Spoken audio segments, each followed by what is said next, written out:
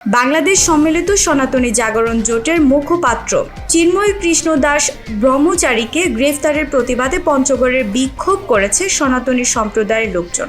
মঙ্গলবার ২৬ নভেম্বর বিকেলে পঞ্চগড়ের কেন্দ্রীয় শহীদ মিনারে বাংলাদেশ সম্মিলিত সনাতনী জাগরণ জোট পঞ্চগড় শাখার আয়োজনে এই বিক্ষোভ কর্মসূচি অনুষ্ঠিত হয়।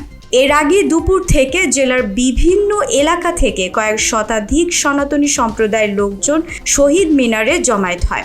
এ সময় চিন্ময় কৃষ্ণকে মুক্তির দাবিসহ বিভিন্ন স্লোগানে মুখরিত হয়ে ওঠে শহীদ মিনার এলাকা।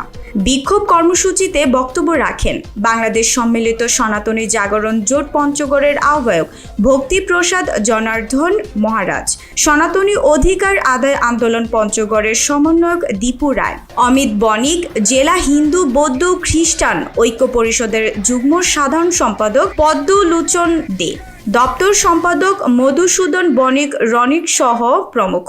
অবিলম্বে চিন্ময় কৃষ্ণকে মুক্তি দেয়া না হলে কঠোর আন্দোলনের হুঁশিয়ারি দেন বিক্ষোভকারীরা।